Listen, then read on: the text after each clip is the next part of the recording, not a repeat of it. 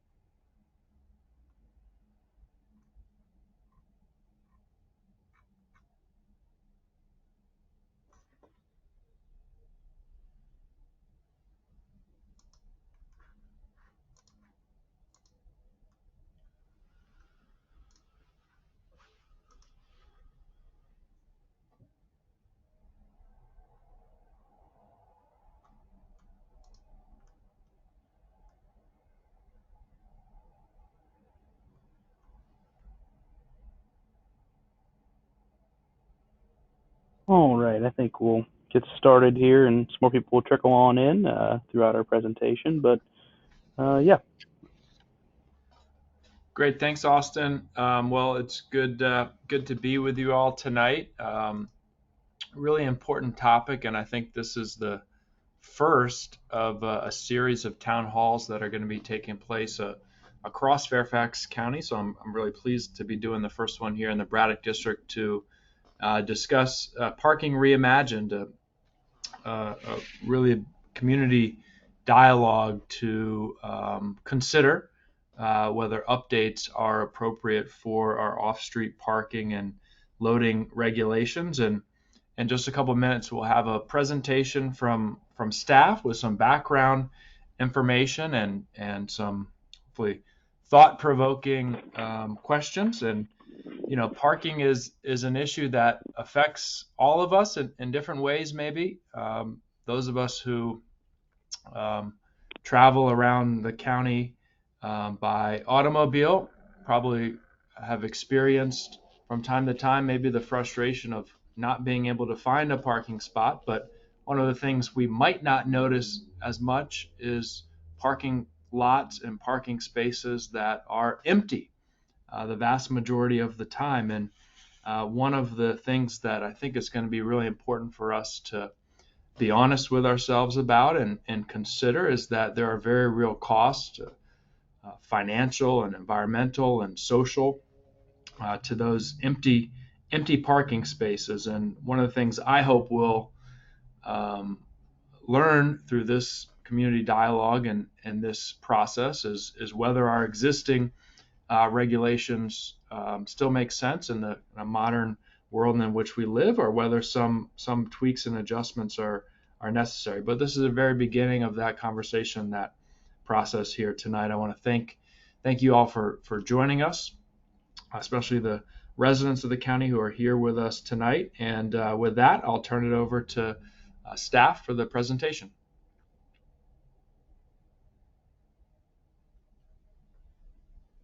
Thank you very much, Supervisor Walkinshaw. Good evening, everyone. We want to speak to you today about how we're going to begin to reimagine parking in Fairfax County. My name is Michael Davis, and I'm the project manager for this parking effort. In addition to county staff with you tonight, we also have members of our consultant team who will be providing information for this project later in the presentation. But first, I'll turn this over to Austin Gastrell for a few moments, who will discuss how to interact with and respond to this presentation tonight. Austin? Yep. Alrighty. Good evening. Please keep all mics muted and cameras off unless you're speaking. Mics may be muted or muted using the mic button in the middle of your screen. To participate or ask a question, please raise your hand using the hand button shown on the bottom left of the screen, and staff will call on you. If you do not see the raise hand button, please use the meeting chat function to alert staff that you have a question, and someone will call on you. If you do not wish to speak but have a question, please leave your question in the chat box and staff will respond accordingly. Also, if you're calling in by the phone and you have a question, please just make staff aware, and we will let's hear your question and respond. Please note this meeting is being recorded and will be posted on our Parking Reimagined webpage. Lastly, a link to a 10-question exit survey regarding tonight's town hall will be shared at the end of our meeting. Participation in this survey is greatly appreciated and will help staff better serve the community as a whole. Thank you very much, Austin. Most people own one or more vehicles and take for granted that they will be able to park these vehicles in their travels. Most of the time, people don't generally think about parking unless they can't find a convenient spot or there's an unexpected number of vehicles parked near their home.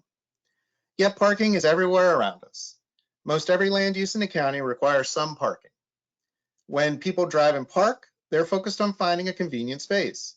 They don't often notice the gray empty edges that rarely have any vehicles parked there. A key purpose of this project is to have people think about parking a little differently, to begin to think of it as a resource. And when you do that, you begin to consider the importance of that resource relative to other important elements that we all care about, such as the environment, affordability, and land design. When parking has a community value, then you can think about how that value should be weighed against other initiatives. Parking is a land use, just like residences, office buildings, and shopping centers. This project intends to imagine how best to utilize that land resource. While the county is moving toward multimodal development that encourages more transportation options such as walking, biking, and transit, driving is and will remain a common activity. This, of course, will require us to park these vehicles. Therefore, providing parking with land use activities will still be necessary. This project recognizes that parking will continue to be supplied. However, it's important that parking be sized to the average demand for it. The term that was created for this is right-sizing parking, which is to not underbuild or overbuild parking supply for a land use. While we strive to right-size parking and requirements, we also know there are places and uses that present parking challenges. This project will take in that information and look for ways to address those areas. Here I'll provide background information on some elements of parking that hopefully gives some insight on the operation of and influences on parking and the role these play in considering changes to the requirements. Parking is a land use like your home, place of work, or where you shop. Parking has times of high and low demand. This can occur by the hour, day, month, or year. People know that during the holiday season, more people are out shopping, and this increases parking demand. In January and February, less people are out, and parking is freely available. While there can be times when it is difficult to find a parking space, at a maximum, parking should be constructed to address average demand. Within the county, there are places where you need a car for almost any activity beyond your home, and there are places where there are options that don't require a car. The character and location of a site can influence parking demand. In urbanized and higher density transit-oriented areas, options that allow less reliance on a personal vehicle are available. It can even be possible to be car-free. This lowers the need for dedicated parking areas. Also, there are development areas known as mixed use that contain residences, places of work, shopping, and entertainment options. These types of combined uses can reduce the need for vehicle ownership for people who live and work there. Because the mixed use area has these closely located options, residents or employees can walk or bike. As one potential result, residents in these areas may decide to own only one vehicle instead of two, which reduces overall parking demand. Because parking is a resource, it can be operated to enhance its value. An example of this is shared parking. Rather than building the minimum required parking for an apartment building, an office building, and a retail center located on the same site, the demand for each of these uses can be studied and a smaller parking area can be built that provides enough parking for all of these uses based on hourly demand. Looking now toward the future, parking demand is changing with technology and people's behavior. Everyone's familiar with online ordering and home delivery of pretty much anything. This reduces parking demand when you don't have to go out to shop or eat. Also, even before COVID, remote working was growing annually. These trends and other technologies to come will continue to influence the need for parking. Parking areas should be considered a resource to the entire community. It's land area that we have made a choice to use as parking. It could have been used for something else. When we consider the development of land, there are many elements that can be considered, such as the environment, site design, and affordability. These are balanced with the need to provide parking, and sometimes the parking supply itself creates a need to address its impact, like stormwater runoff. Many times, the parking requirements for a site control how a site can be used. Questions we are asking with this project are the extent of parking's role in land use. How much parking do we really need? What are the trade-offs for less or more parking on a site? Where can we balance parking supply with other site use possibilities that will provide a community benefit? We want people to begin to think about priorities related to parking. Should a large amount of convenient parking be the ideal? Or can we think about balancing car parking against other desirable features, like a quality urban streetscape that is inviting to safely walk and bike, or a more open green space to enjoy cooling shade? Or maybe provide something that is more interesting than this gray space.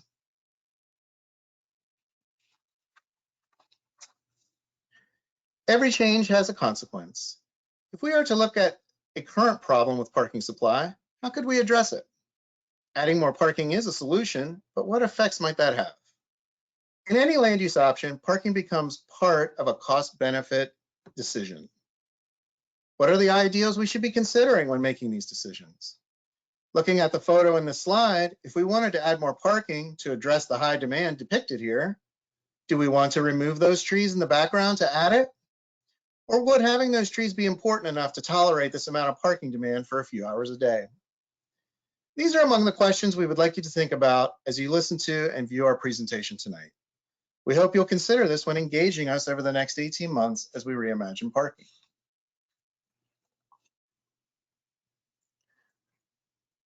Community engagement is a critical element of this project. We are seeking meaningful feedback from all elements of the community, including tonight's participants, who have personal experiences and thoughts about parking. But the community also includes business owners and tenants, land developers, nonprofit organizations, and religious assembly groups. Our engagement on this project will include these folks as well. We have learned during the pandemic that we can reach more members of the community with our tech resources. Nearly everyone has access to a smartphone, and many are able to participate electronically, which has opened new doors for remote and mobile participation and feedback. We also have more traditional technologies, such as cable channel 16, to use for communication. We plan to engage as many community members as possible during this project. The project will last about 12 to 18 months. During this time, we will gather community feedback in 2 distinct stages, but always be open to receiving information and discussion. The first step starts tonight with this town hall to present our project and to begin to hear from you. Second will be when we take that feedback and develop proposals for your consideration. This will occur about halfway through the 18-month period.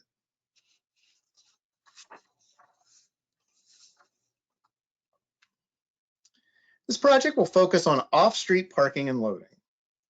We have 3 basic goals for this project: adding best practices and promising new ideas to operate parking now and in the future, increasing clarity and flexibility in the administrative language of the ordinance, which includes looking more at the context of a site or area to determine its parking needs, and streamlining parking review and approval, which includes increasing predictability of review processes and times, as well as the results of those reviews.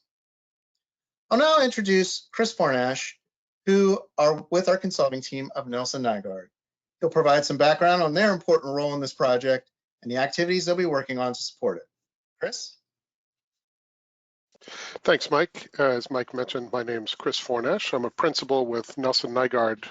We're a consulting firm, and I'm in our Washington, D.C. office. Our practice is national. We're about 150 staff around the country who work to create more sustainable, equitable, and efficient transportation in places of all sizes, from small towns to big cities and all points in between. And I think Fairfax County contains all of those points in between.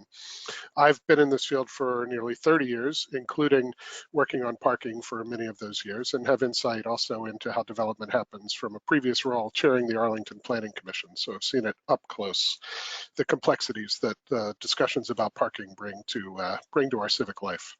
As Mike mentioned, our team is here to support staff in developing recommended code changes to bring before your elected Board of Supervisors, including Supervisor Walkinshaw. The parking elements of the zoning code haven't received an overhaul, a systematic overhaul, since 1988. And as I know you understand, our communities and our economy were very different then. Consider just how the internet has changed travel. And in 1988, I'm guessing most of us did not have an email address, much less access to the web since it didn't exist. But think about the deliveries, the real-time transit information, and the numerous other aspects of our transportation lives that just that one change has occasioned over the last generation or two. Now, changes to the zoning code could include the full range of things that Mike described: changes to minimum parking requirements, changes to how the county encourages and regulates shared parking, changes to loading and queuing standards. It's important to recognize that this work, because it's fundamentally it's about changing the zoning code, is all looking to the future. This is about changing the rules or updating the rules around how new development happens. It's not about changing the rules about how existing development works. For example, an existing development with the parking that was required when it was built won't immediately be able to change that. By the same token, changes to the zoning code can't correct every pinch point, every hot spot where there's high parking demand not met by supply or low parking demand not met by supply in current conditions. It's about looking to future development and how to shape that. And the rules connect directly to your values, as Mike described. The county and citizens of the county have expressed their values through the county's comprehensive plan, through the recently adopted strategic plan and other documents. And those documents refer to the county's goals around efficient and varied transportation options that are sustainable and safe and accessible and affordable and equitable. And parking relates to all of those outcomes. Along with our partners at Clarion Associates, Nelson Nygaard will undertake a number of activities in support of the Parking Reimagined project. Our first step, as Mike described, focuses on hearing from you in events like this town hall and other town halls around the county, and in other ways that you'll learn about later in this presentation. So in addition to hearing from you about your experience, we're working on several other fronts that we want you to know about. We understand how complex the development environment is in Fairfax County, from Tysons to Reston to Springfield to less dense, almost rural areas. And we know that diverse places need carefully crafted solutions and not blanket changes. So we're gathering local data, and notably this is mostly pre-COVID 2019 and earlier data, understanding what base trends were, and what current, or at least then current, parking supply, demand, and impacts were, rather than relying on new data collection during this uncertain time with COVID-influenced travel patterns. At the same time, we're building an understanding, working with staff, of how other jurisdictions have modernized their parking requirements and parking codes, places near Fairfax County within the region and places around the country, many of whom we've worked with in the past and currently. And we're also learning from recent experience in Fairfax County. How have recent development projects treated parking? How much has been built? How have they proposed to manage it? How have citizens and staff and the board reacted to those proposals from developers and landowners? And we'll complement that learning with an understanding of how transportation and development trends are changing. I mentioned COVID and the changes, at least temporarily, due to COVID. But how do we think transportation will continue to change in the next 10, 20, 30 years? Not just COVID recovery, but we can easily imagine a future when the peak traffic, the peak volumes on our roads is not as high because not as many people are going to work strictly 9 to 5, 5 days a week. And I know that characterizes a very white collar occupation and travel pattern. And there are lots of other travel patterns to be considered. Finally, we'll develop with staff proposed changes to the zoning code and the administrative processes, which are really important and really behind the scenes, that go along with code changes. And we'll ensure all through that any recommendations that we make are directly connected to your values as we understand them through working with staff and your elected officials. So now I'm going to hand it back to Mike to share with you what to expect going forward. Mike? Thank you very much, Chris. We've begun the first steps in this project. As Chris summarized in his discussion, we've been getting feedback from other jurisdictions, both regionally and nationally, on the operation of their parking regulations and best practices. We intend to use this information to develop our proposals. Also, we've begun our community town halls and more specific discussions with focus groups to gain background and perspectives on parking here in the county, which will also factor very strongly in our ultimate recommendations. As we proceed, we will continue to get critical input from all these sources of information and begin to develop proposed changes to the zoning ordinance. Once we have a proposal, then we will come back to the community to get feedback on that. Then we will finalize our proposal for final consideration.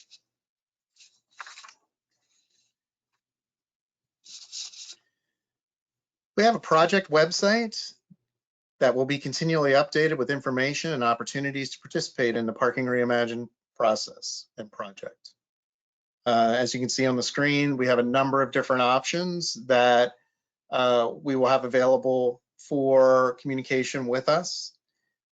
We also have an exit survey, as Austin mentioned previously, and just wanted to remind you, we have an exit survey for tonight's presentation, and we hope that you'll participate in that survey to get some very important information about yourselves and your backgrounds to be able to use that information as we go forward.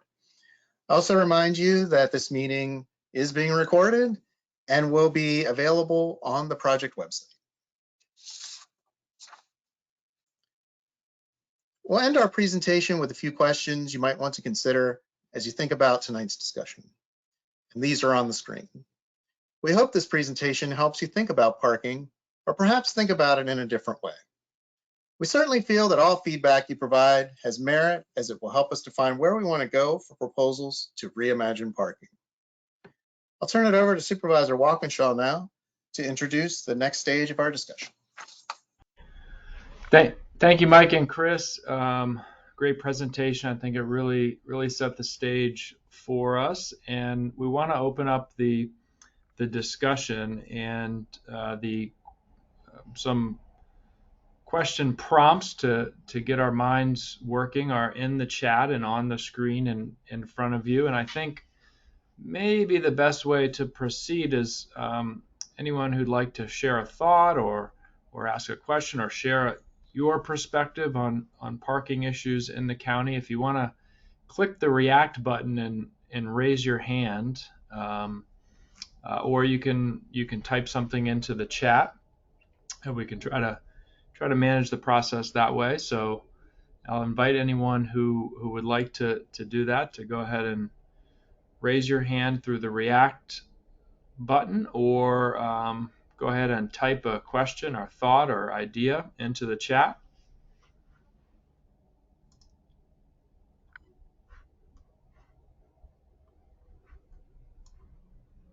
Well, I'll kick it off because there's a question that kind of popped into my head, Chris, during your part of the presentation, and I'm wondering if you can maybe connect the dots for us on the connection between parking requirements and housing costs, because it's not necessarily intuitive, but can you kind of walk us through how those two things are related? Yeah, I'd be happy to. And that's a really important question and directly connects to values, as I was describing, right? That if one of our goals is to have places for people to live in the county, places for people with diverse means, then managing the cost of parking as it contributes to the cost of housing is very important. In the highest density developments, right, a structured parking space, so an underground parking space, can cost $50,000 or more to construct. So every level of parking under a building is adding literally millions of dollars to the cost of that building that then gets translated into rents or into purchase prices for condos.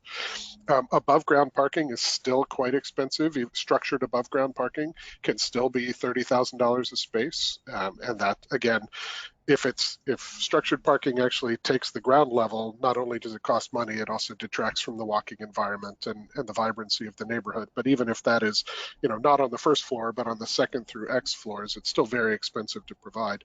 And even surface parking is, anywhere from $10,000, $15,000 a space, not to mention the maintenance cost of those spaces over time.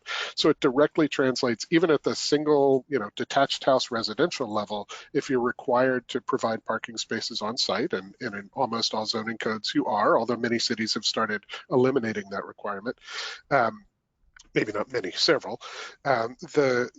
That's an opportunity cost at the very least. You can put less of a house on the site if a lot of the site is taken up with parking spaces, and it also can create more runoff and other costs, non-financial costs like that. So in short, yeah, the cost of building parking can contribute a lot to the cost of housing, and that's the cost to construct and therefore the cost to purchase or rent for those of us looking for a place to live. Thank you, Chris. Any thoughts or questions? Again, you can hit the React button and raise your hand, or go ahead and type in the chat. I see we have Mary Cortina, the Braddock District Planning Commissioner. Mary, thanks for joining us. Not to put you on the spot. Oh, thank you. No, I was just typing something in. Can you hear me okay? Yeah, we can hear you. Okay. Yes, I'm happy to be here. We've had lots of discussions about this as we're looking at shopping malls, for example, Fair Oaks Mall. This came up quite a bit, Springfield Mall, but Fair Oaks in particular, we talked about the best use of all of that asphalt. And there is going to be a new proposal that comes forward with residential.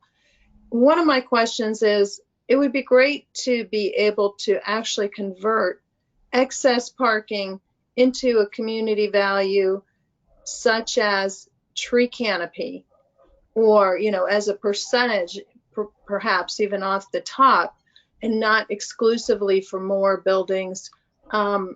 Not that we don't need housing, but also to consider these other community amenities in that course. As we've seen with COVID, people are flocking to outdoor areas to eat. It's made certain areas come alive, and they're using it on streets and in parking spaces and in parking lots. So anyway, those are my questions about really making sure that when we talk about that this could be an environmental benefit, how do we sort of guarantee that it will in fact be that? Yeah, that's a great point, Mary. Mike or Chris, any thoughts on that point? I think certainly that's something we should add to the list of takeaways from this town hall. Yeah, I can respond to that a little bit, and Chris, certainly you can join in as well. But as has been discussed in the presentation and by Chris in his response to your question, or Supervisor Walkinshaw's question, there are all sorts of opportunities associated with considering how much parking you have on a site versus other amenities that you might have on the site. Conceivably, there could be a one-to-one trade-off for parking for a park area or tree preservation on a site. I know in particular, I dealt with a site recently where elderly housing was being constructed, and we negotiated the ability to reduce some of that parking in favor of open space on the site. It was clear that the parking that was going to be provided was much more than was needed for the use. And so we were able to get that trade-off. So those opportunities are out there, and certainly important, as important as affordability in looking at how sites redevelop in the county. Great, thank you. And then one other question I had about public garages. We've seen in places like Old Town Alexandria under the City Hall, or Bethesda, Maryland, as a way to rejuvenate some of the old shopping centers, which are now quite lively. The place completely different than 30 years ago. And that was largely because they had the shared parking in a public parking garage, and it was fairly affordable for restaurants and others to share that parking. Do we have any public options on the table when we're looking at this? That is certainly a potential outcome of this discussion. There are actually current provisions in the ordinance for certain areas of the county that envision a parking garage that would be shared amongst the businesses in the community. I think it had been considered in conjunction with development in the Springfield Central Business District. But that's something that we can certainly explore to hopefully expand into other areas of the county. One of the other things that we're looking at is looking at ways to enhance the ability for private developers in our high density areas to share parking with the public. So if they're building a garage that is serving a particular use on the site, that garage may be able to be used for public parking for other uses in the neighborhood of that particular garage structure. Or it could be, from, as I talked about in the presentation, there are shared parking opportunities in the sense that, it might be, the garage may be constructed for office use, but there's a lot of entertainment options in the area. And in the evening, that garage can be used to serve those entertainment options rather than building parking for that specific entertainment use. So there are both public opportunities as well as private opportunities to help with create these sort of shared relationships for parking and minimize the overall parking supply within areas. And I think in the Braddock district, primarily Annandale, has an issue with not enough parking. There's a lot of housing that was not made for so many cars, and lots of people that live there, and there's a real shortage. And it depends on where you live in Braddock, and I don't want to take Supervisor Walkinshaw's thunder here, but depending on where you live and how dense it is in places like Birch Center, where you have higher density in certain areas, the parking is quite a bit different depending on what your development looks like. Yeah, we're definitely aware of that. I mean, over time, a lot of the older developments, such as Annandale, had a different requirement than today. Specific requirements have been adjusted over time from even the 1960s and 70s to today. So from that perspective, there could be options to increase the parking supply on those sites or within the neighborhoods that are adjoining those sites. But certainly, if you're increasing parking on the site, then if there's space available, then there could be an issue with open space and other things. So again, it becomes that question of a trade-off within the site as to what's more important.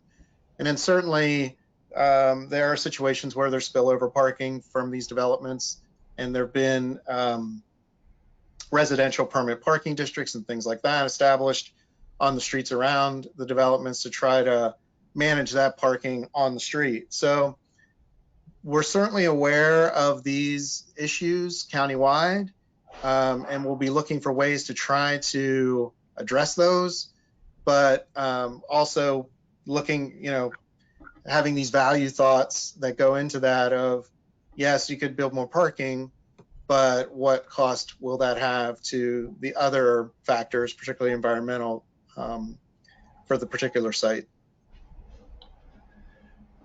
Yeah, and I think, Mike, along the lines of Mary's point, a couple things that I'll just add based on what I've seen and heard from constituents in the Braddock district.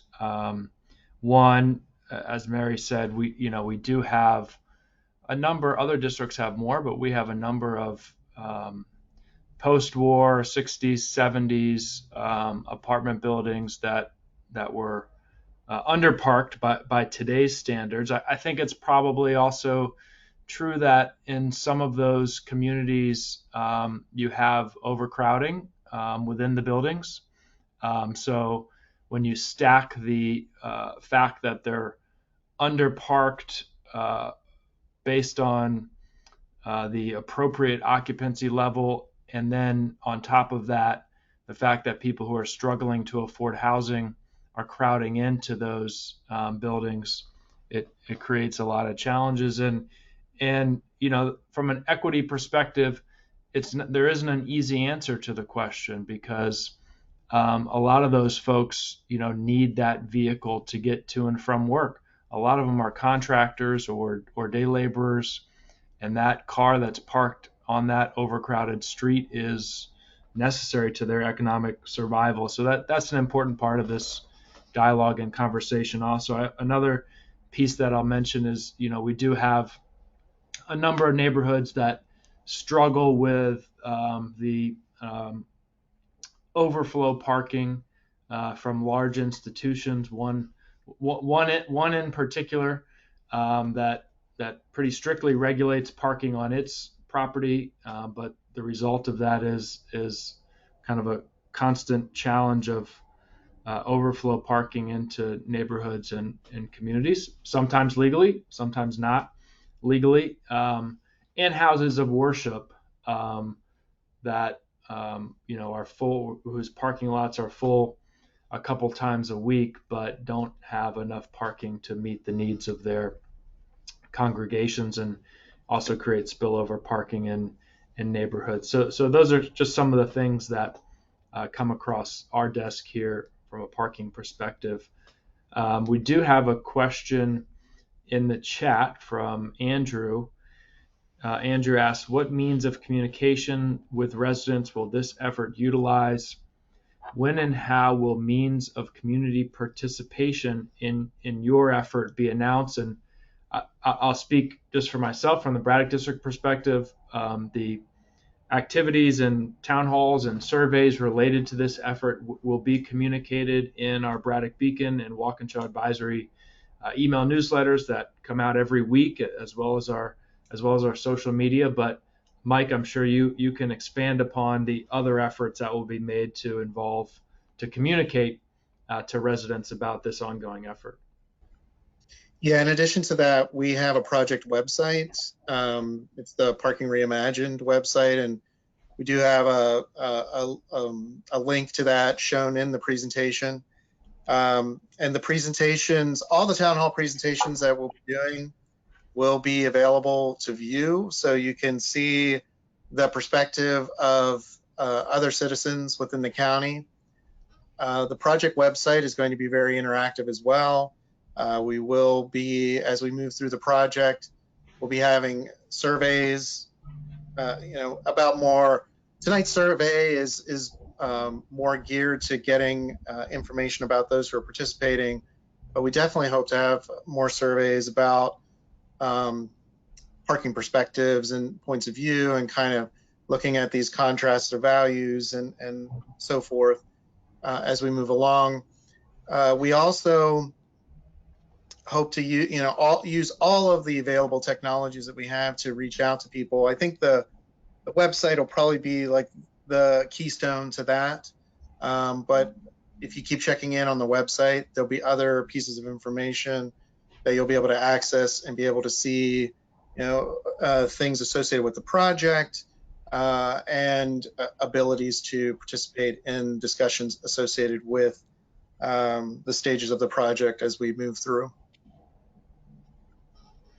Great, thank you. And I see Austin has posted the website in the chat, so folks can check that out. Anyone else?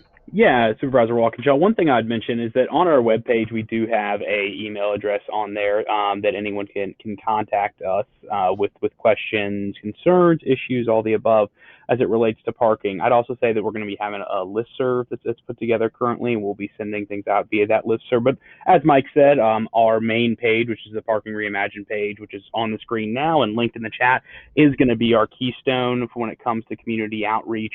I would also look towards social media, let it be our zoning social media page, Braddock District page, as well as the county page in general, and look for any opportunities to engage with us. Thank you.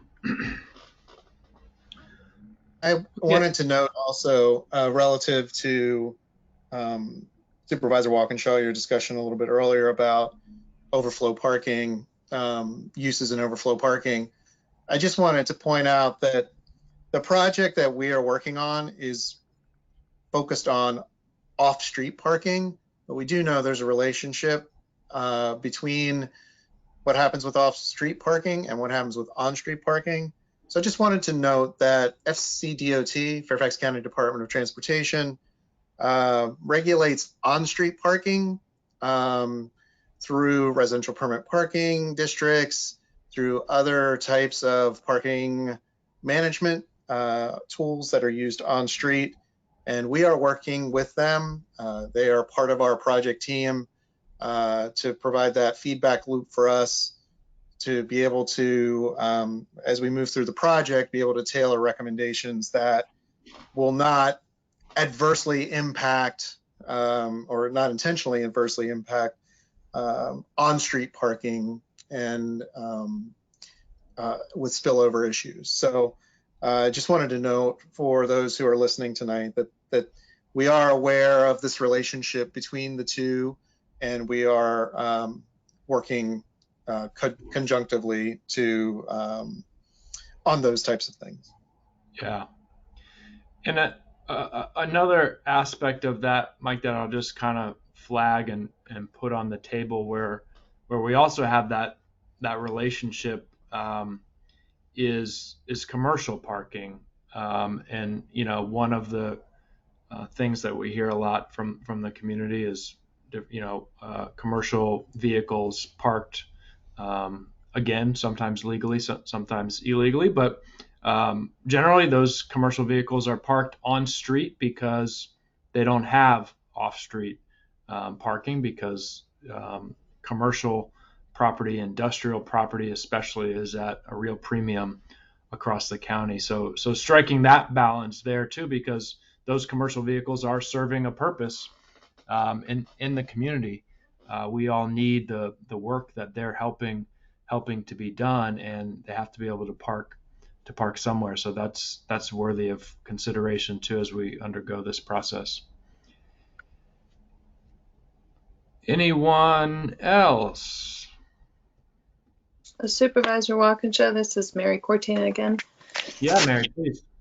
Well, I just like to say, when we talk about shared parking, one of the considerations that I'm sure you're well aware of is that the propensity for somebody to park one place and then stay there and then walk to all the other areas, it really depends on the perceived safety that they have and the walking conditions. And so much of Braddock District, with the exception of perhaps Burke Center, are not necessarily, and even in Burke Center, are not necessarily easily walkable.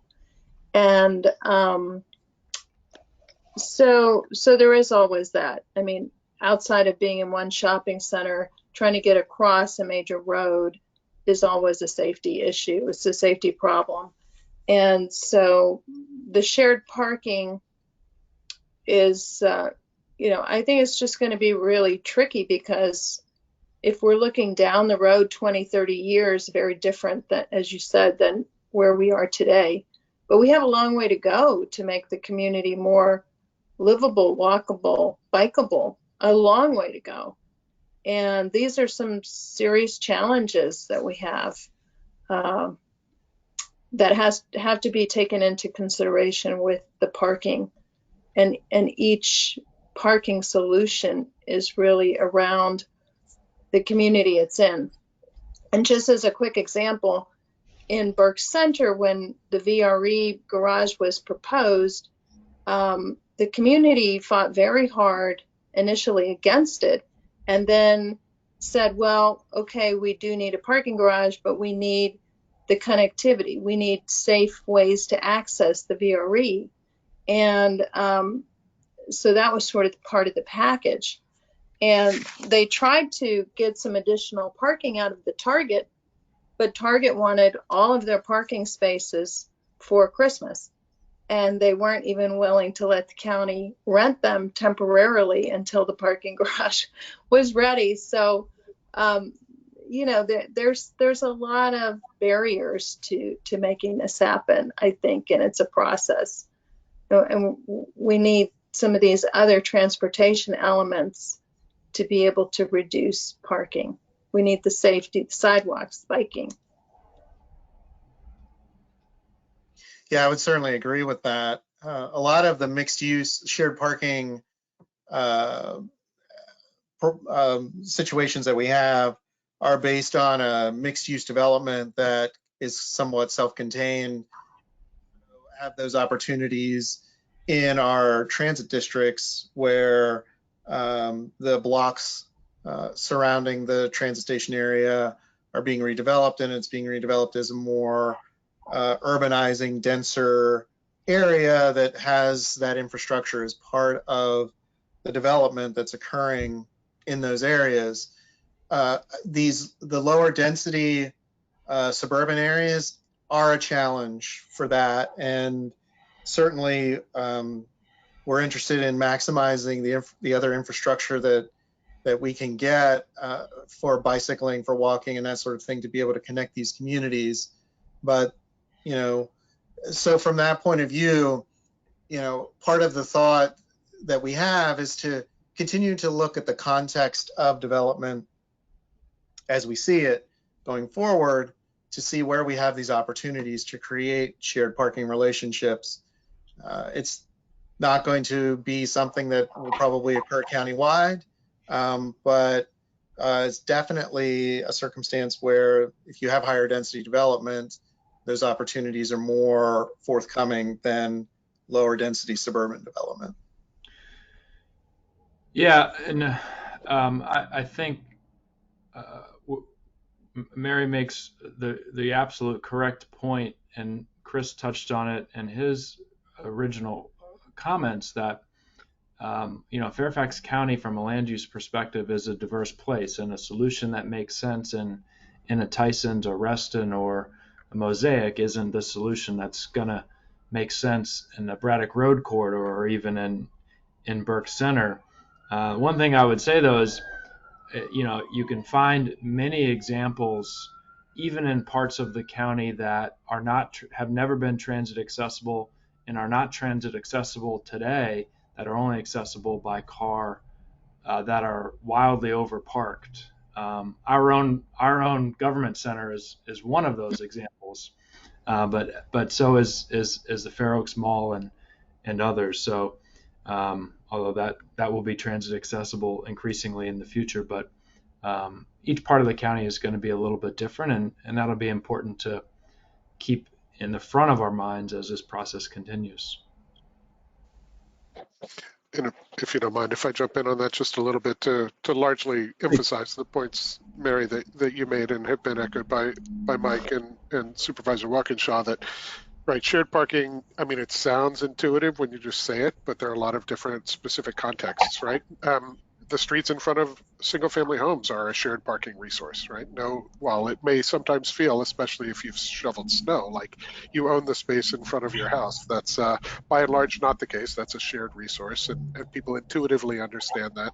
And then, as Mike was describing, for large-scale redevelopment with a mix of uses that's controlled by one, that's either done at one time or controlled by one developer, the sharing there across uses, and you could think of a very complementary case that residential parking, the highest demand for that is at night when most people are home, and office parking, the highest demand for that is during the daytime when many people are away from home and more people are at work. So those are complementary in time.